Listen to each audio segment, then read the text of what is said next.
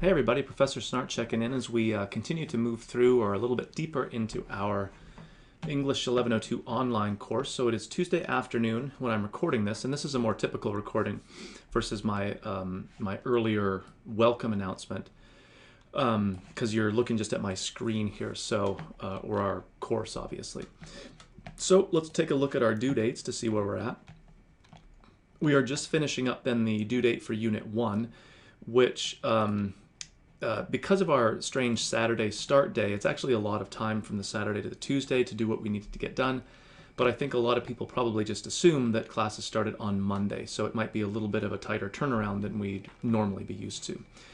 A quick reminder about the way our discussion boards work, where there's that noon due date for original posts, but then replies by the end of that day. So we're into that day now, Tuesday. And for the bulk of this announcement, then I'm going to look towards Unit 2, which is our next unit, What is Literature, due on Friday, January 29th. Again, there's a discussion board in here, so we're going to have that sort of double due date situation for that Friday as well. Like I mentioned before, though, it's also always a good idea when you're in the due dates list here to sort of look forward at not just what's right around the corner, but kind of how things parse out as we move forward as well. You see we get into a bit of a regular routine here once we get underway. Okay, so in Unit 1, then you should have completed a number of different things.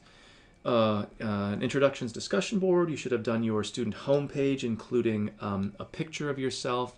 You should have, as part of the orientation, completed the orientation quiz, right, after watching the video, working through some of the other material. So it's really, again, sort of telling to me about your engagement if you've done some of the stuff but not all. If you've skipped this orientation quiz or haven't completed it, right, even though, you know, I'm talking about it here and it's part of what you should have worked through. So I think one of the traps that some students can sometimes fall into in the online environment is that within a unit, let's say, and our first one might not be a great example, but some of the later ones where there's a lot more content stuff that has to do with writing and some of the concepts that we cover, people will sort of race through that. They won't read the material, they don't watch the video, they look for the thing to do, the activity, the assessment, whether it's a discussion board or a piece of writing or whatever it happens to be, and just do it. And that's sort of like not attending class and then showing up for the test and hoping that you do everything correctly. You might get lucky, but probably not. You haven't really done the work for it. So just as a rule of thumb, you really do have to kind of pace yourself and make sure you put the brakes on a little bit to make sure that you're working through the material, whether it's readings, handouts, watching a video, whatever it happens to be, and then doing the assessment part, whether it's like a 5-point quiz or a 50-point discussion board or whatever it happens to be. I think the other thing to mention then is that you'll obviously now be seeing grades show up in the My Grades link here. In addition to a number, there might be a comment back from me. It could just be a sort of informal, you know, hey, how's it going, or great job. It may point to something that could have used more development or need a little bit of work or whatever. But one of the things to keep in mind when you're looking at those grades is that our entire course is out of 1,000 points. So if you got, let's say, a 20 out of 25 on a discussion board or a homepage or whatever it happens to be, really think in terms of just point value.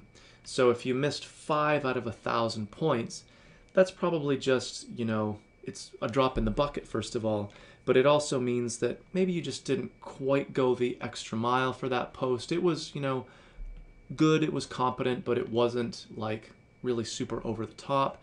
Wasn't fully developed, maybe was a little more generic or abstract as opposed to really focused and specific. But again, think of it as 5 out of 1,000. Don't think of it in terms of like 20 out of 25 is like an 80%, and all of a sudden that's a low B, and you think, oh, why'd I get a low B? You really didn't. You probably just, again, it was a good discussion post, but it wasn't super great. So instead of a 25 or 23, you get a 20. That is perfectly fine in the larger scope of our course. Not something that I think you have to worry about, and not something that I'll probably spend hours and hours explaining in copious comments. It's a couple of points here and there. Again, probably in the case of a discussion board, because you maybe just didn't develop all responses or your own post as fully as possible. So don't go translating into a percent and then a grade letter, because that makes it seem much more kind of drastic than it really is. Most of the points for our class, truthfully, will emerge from the major essays that we do. So that's where the majority of the points are, not necessarily in those smaller discussion board things. So 5 points here and there, not a big deal. All right, so let's take a quick look at Unit 2 then. What is literature?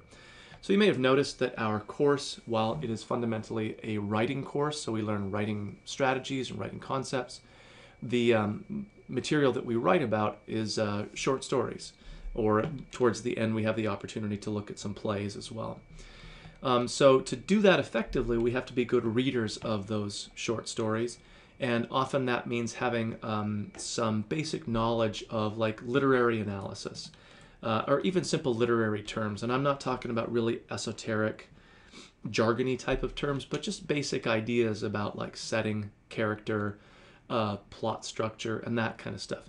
Terms that you probably already know a little bit about, but we want to make sure that those are sort of on the front of your brain, so that when you're reading, you can ask good questions about what is the setting, how does it work here, who are these characters, who's the protagonist, the antagonist, and that leads to good essay writing, because you really get deep into how a story works. So that's kind of what this unit is setting up. There's a brief piece on plagiarism here and avoiding it. The plagiarism policy for the course is really clear and pretty serious. Just don't plagiarize. It's so easy to catch these days. It's easy to catch. You get an F, there's no, oh, I made a mistake, oh, I didn't mean to do that. Like, I don't know that. You plagiarized, it's there. I rarely run into it, but at least this way we've covered it. This is sort of like you agreeing that, yeah, you won't plagiarize. You can't tell me that you don't know what it is, since we've done it as part of our course. Obviously, if you have questions about it, you can certainly email me, but for our purposes, the kind of writing that we're doing, it's pretty cut and dry what's plagiarism and what's not. There's a couple of little handouts here, nothing to really do with them, but just a kind of reminder or a refresher maybe from some terms that you're probably, again, like I said, pretty familiar with. There's a really brief quiz here, again, just drawing your attention to a couple of the terms that will probably figure into some of the discussions that we have. Like I say here, it's open book. It's not designed to test your ability to memorize these things. It's just, again, sort of pointing your attention to a couple of the more useful terms that I think we'll run into. They make for good reading of text, but also end up showing up in your essays as well. And then what we really want to focus on is this question that is covered in this reading here that I offer as a PDF.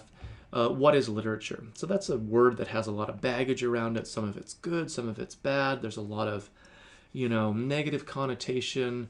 But it might also connote sort of like education and the good life, and there's all sorts of other stuff.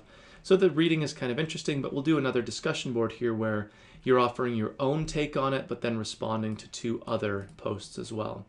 So here is really where I'd like to see an engagement with the text, the idea here, the text itself. So you're quoting from the PDF, the reading.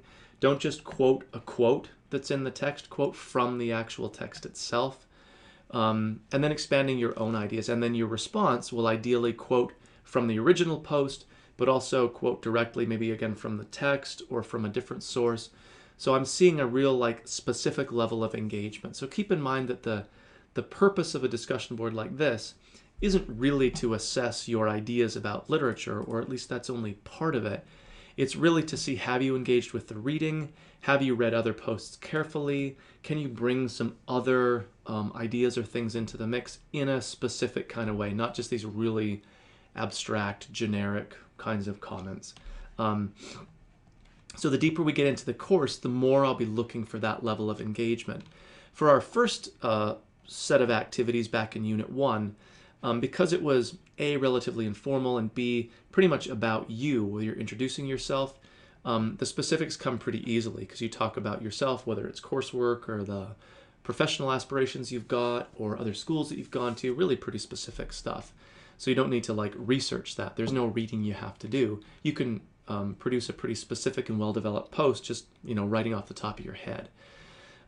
It's going to become a little bit more challenging as we go on, because instead of just being able to do that, you really will have to engage with the reading, whether it's this one or ones we do from our textbook, engage with what other people have had to say, and really kind of reflect and refine on what you want to say. All right, so we continue to move forward then. Make sure you're keeping on top of those due dates, especially the way our discussion boards work.